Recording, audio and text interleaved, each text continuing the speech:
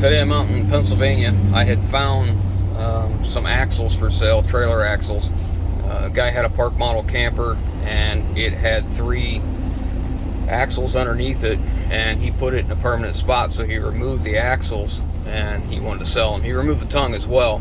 So he's got 3 axles, and 2 have brakes, 1 does not. The tongue is there as well.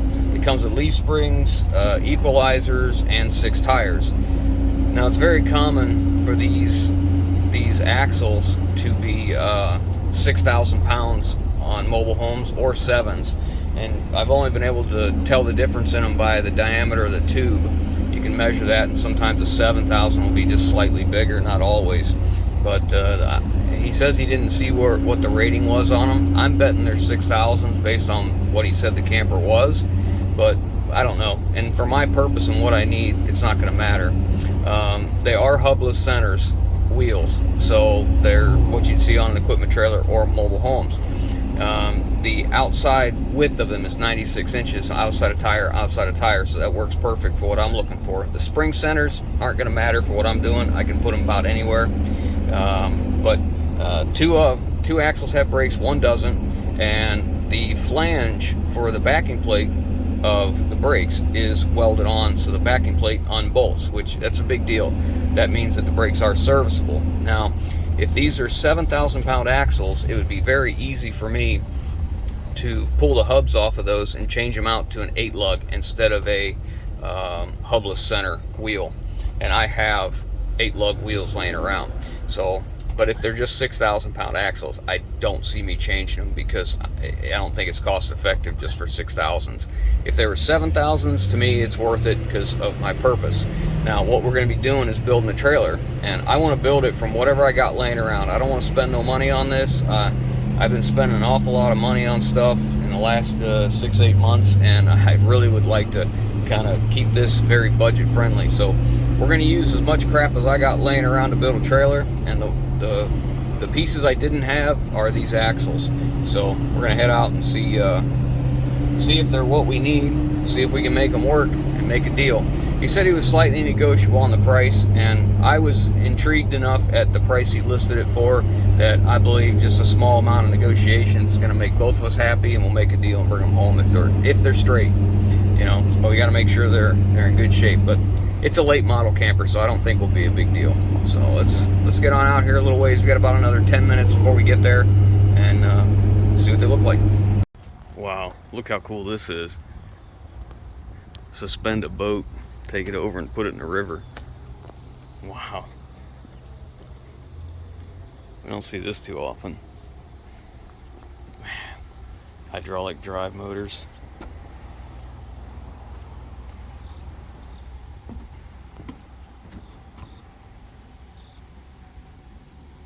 Check that out. Runs on them I-beams all the way out there and then drops it in the water. Get an idea of how high this is. Holy crap. Oh, that's neat. They got rollers on the docks that goes up and down on the I-beam. That's pretty cool. So there was their permanent location right there for the park model. Right there on the river. Pretty slick, huh? Let's walk down there and take a look. They went to go get some lunch. I got here just a little bit early, which is pretty typical for me. I'm usually an early person. Isn't that cool?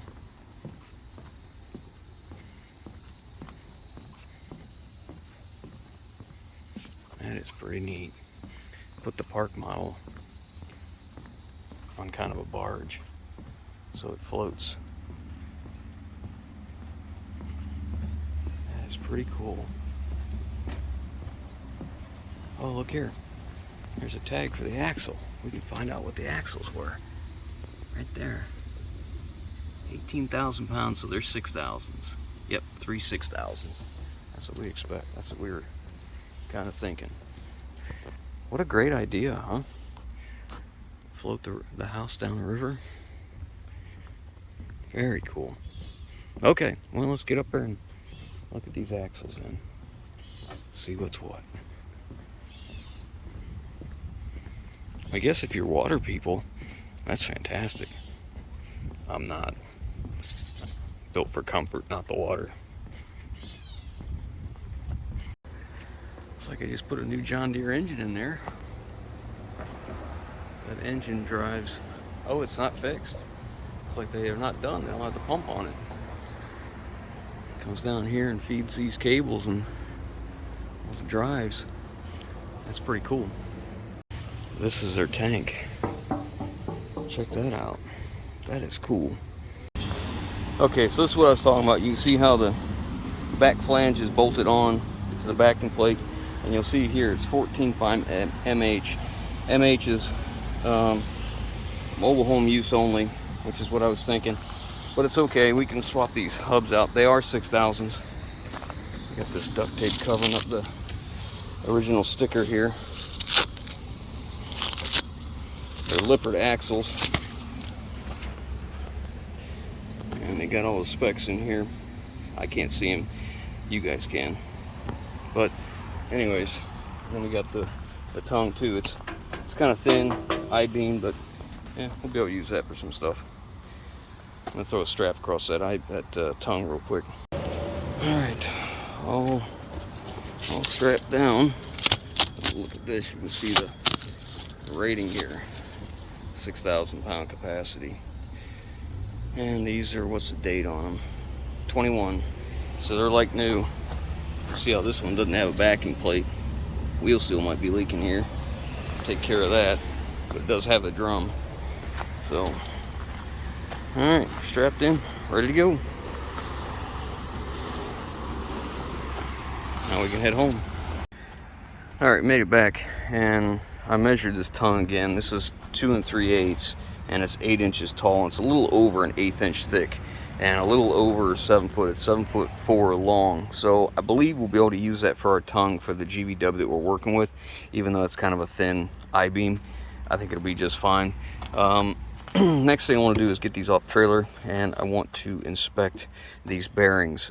2 reasons. One, you see this has been hot, that one's been hot, at least hot enough for the grease to kind of come out. I want to make sure they're not bad bearings. The other thing is, you can see this one, I kind of drug this tire. They don't come with a lot of tread, so dragging a locked up wheel very, very little will definitely destroy one of these tires. But another thing about these mobile home tires, you see they're only good for 50 miles an hour. The next thing I want to do though is take this apart. I want to find out what outer and inner bearing they use, so I can find out which hub this spindle will take, because this being a 6,000 pound, they may have used a smaller spindle than the 7,000s. If they use the 7,000s, I'm going to go to 8 lug hubs and buy them, because I have 8 lug wheels and tires I can use. If it's a smaller one and it can only accept a 6 lug hub, then I'm going to just replace these tires and run these wheels and tires, or these wheels with new tires just the way they are, because that's more cost effective. I don't want to have to buy 6 lug hubs and 6 lug wheels and tires. I'm trying to keep this as low as possible in the budget. So let's get them unloaded.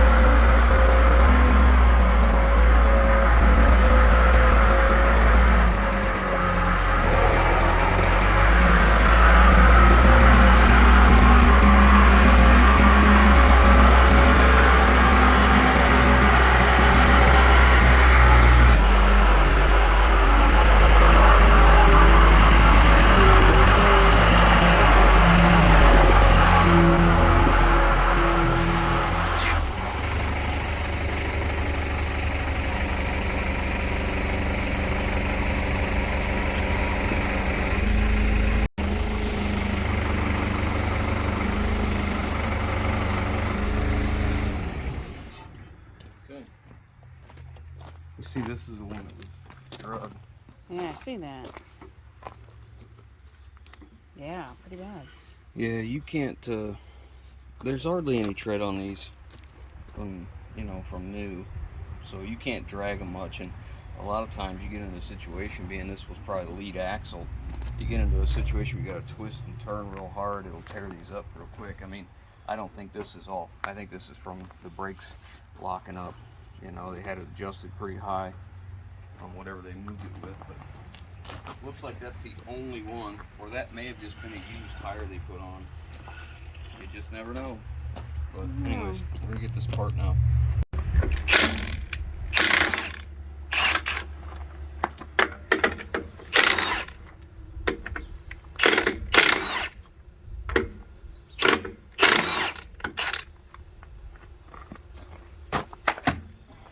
You forgot. Missed one. I thought it was a couple, but I guess it was only one. So what are you doing this for again? I gotta see what. I'll take the hub off and find out what bearings are inside, because that'll tell me what size the hub I can put on it. This is a 6,000 pound axle, and it's possible that it has a smaller spindle than the 7,000. If it does, it means I won't be able to put the 8-lug hubs on. So I want to know before I do anything, because I don't want to buy new wheels and tires. I want to be cost effective. I mean, the whole idea of this build is to hopefully build me a Deckover bumper pull pintle hook style trailer for about $1,000, and I paid $500 for all this. So we'll have to see how close we can come. Look, that's an easy lube hub, I think. It's like the center's been drilled. No, we take this apart. So basically we're identifying what we can do with these axles right now. Okay, this is probably an easy lube because you see how the cotter pin comes in off the side like this? I'm gonna have to get closer, but I have a pile of junk in front of me. Look out, coming on. It's hard to imagine we're out of room here again. So you see the cotter pin's right here and here. You're shadowing it. Well, there's not much room to. So it comes in this way, which tells me it's probably an easy lube spindle. Because if it wasn't an easy lube, if it wasn't ported, this would have went straight. So it's a good possibility they're easy lubes, which is nice, because that means we could change the caps over. See how it comes out at the angle over here? Not straight. Sorry, I shouldn't have called your stuff a pile of junk. It's a pile of treasures. You can call it whatever you want, I don't care. It's kept Well, us from clocking in at a job. Still for a long usable time. stuff, but you know, when it's in your way, it's junk.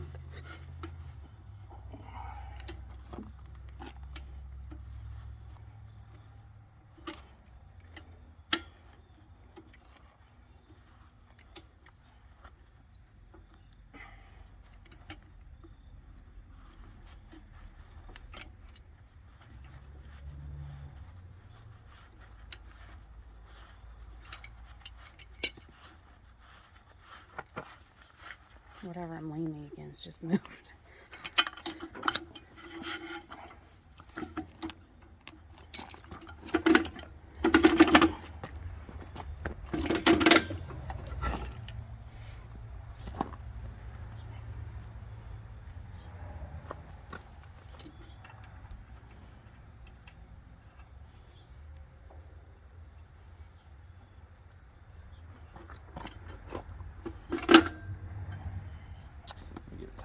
Okay.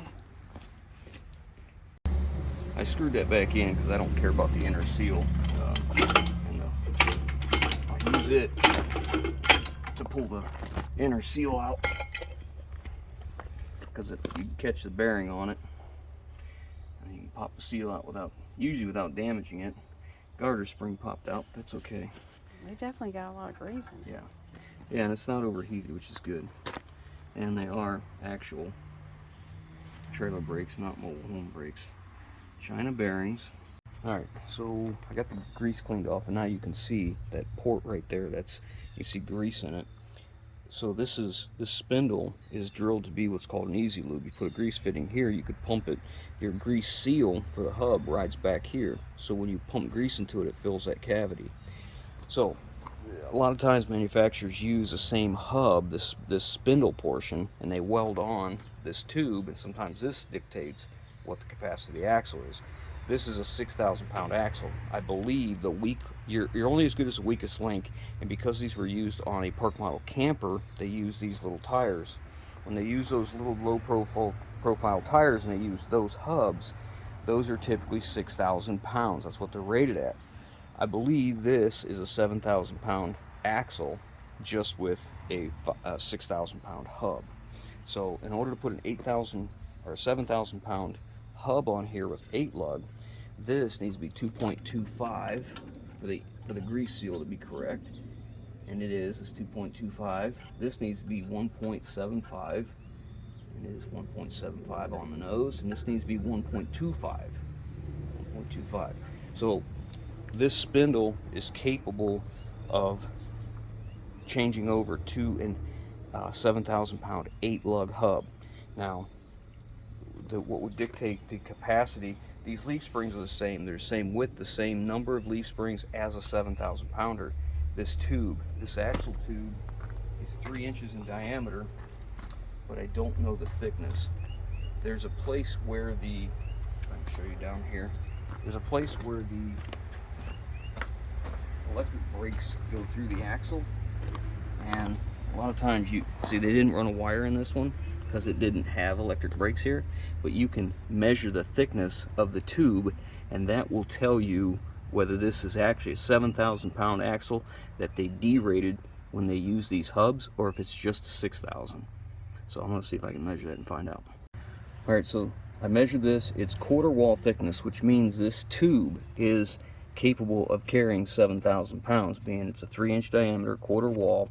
The spindle is a 7,000 pound spindle. The only reason this is a 6,000 pound axle is they derated it to use these low profile tires so that they could keep the camper as low as possible. So by using these tires, it derated this whole entire axle just because of this, and they need to use that open center hub because, you know, they do make an 8 lug 14.5 wheel. I have 2 of them, but they're not common and they're expensive to find. So now the next thing I need to do is decide on the trailer I want to build if I want to stick with this really low clearance, these low profile tires, and keep my trailer deck height really low, or if I want to go the other ones. I kind of like using this because I can replace these tires for just about the same cost as the hubs. So I'm either going to spend like $110 for each hub or $110 for each tire. And I kind of like having the low profile, but these are not as desirable in a trailer if you go to resell it someday. Everybody likes the 8 lugs, so I have to keep that in mind.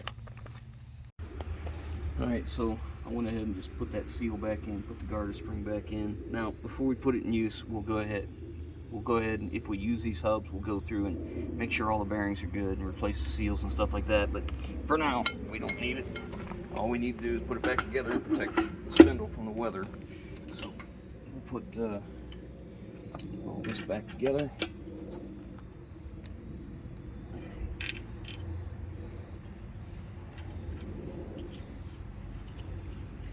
But that is the gist of how you would identify your mobile home axles or camper axles, whatever, with the hubless center to see if they are able to be converted. And as you saw on this one, they're certainly convertible, because we're going to try and build this trailer for right around $1,000. I want it to be at least 20 foot long, Deckover, and I need to be able to load my skid steer on it.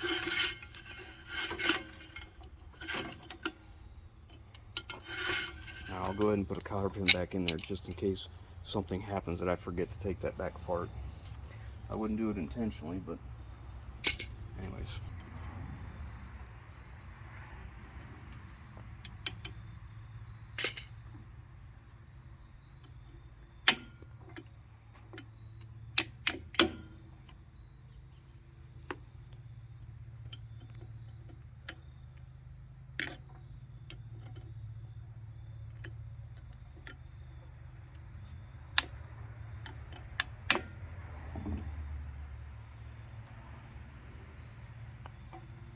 why I said I would, just in case I forget.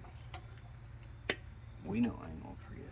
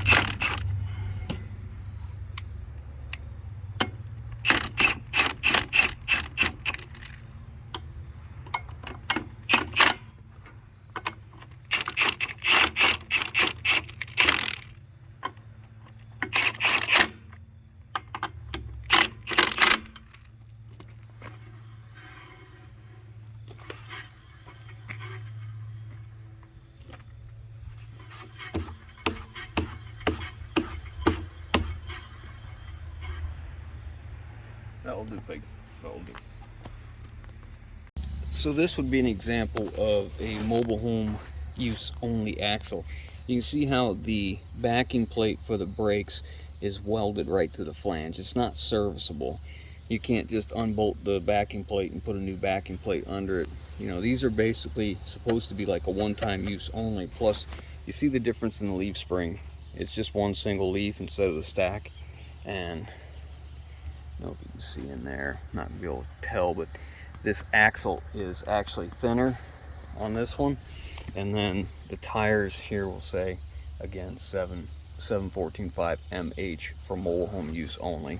But that's the difference. And see how these have the bolts instead of the studs. This one we used to move the chicken coop, and I went to go take them loose. It had been sitting so long it just snapped off. But that's a good example of what would be a mobile home use axle only.